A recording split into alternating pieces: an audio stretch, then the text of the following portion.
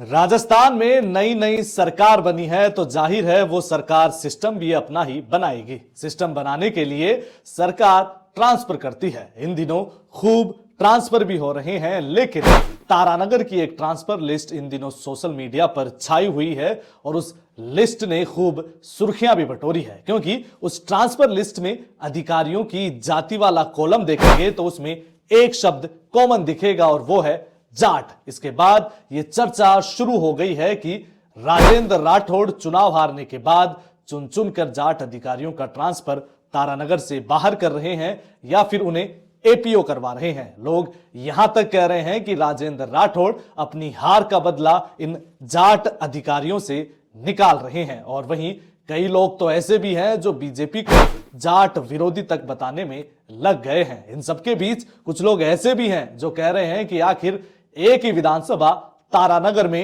एक ही समाज यानी जाट समाज के इतने अधिकारी लगाए किसने। जाहिर है जो पहले विधायक रहा होगा या जिसकी पहले सरकार रही होगी, सीधा इशारा नरेंद्र बुडानिया और कांग्रेस के ऊपर है, उन्होंने ही लगाए होंगे। और उन्हीं अधिकारियों के दम पर नरेंद्र बुडानिया ने विधानसभा चुनाव में राजेंद्र राठौड़ के साथ तारानगर में खेल किया होगा। यानी कि दोनों के अपने अपने पक्ष हैं, लेकिन इन सब के बीच सोशल मीडिया पर वायरल हो रही ये लिस्ट खूब सुर्खियां बटोर रही है। और चर्चा इसलिए भी ज्यादा है क्योंकि हाल ही में तारानगर से वहां के जो एसडीएम है, चूरू के अंदर पड़ने वाला तारानगर में, वहां के एसडीएम को सस्पेंड करने के मामले में सरकार अपना पक्ष कोर्ट के अंदर नहीं रख पाई थी, क्योंकि उस एसडीएम की ओर से अपने सस्पेंशन को लेकर कोर्ट में एक तरीके की अर्जी लगाई गई थी। उस मामले में सरकार अपना पक्ष रखने में नाकामयाब रही थी, जिसके बाद से ही यह चर्चा जोर पकड़ने लग गई थी कि राजेंद्र राठौड़ खास तौर पर तारानगर में चुन चुनकर जाट अधिकारियों के खिलाफ इस तरीके की कार्रवाई कर रहे हैं, जिसको लेकर न सिर्फ कांग्रेस बल्कि कई सामाजिक नेता भी अपनी नाराजगी जाहिर कर चुके हैं। इसके अलावा ये सिर्फ तारानगर में नहीं देखने को मिला है, चेतारण में भी इस तरीके की लिस्ट सामने आई है, जहां पर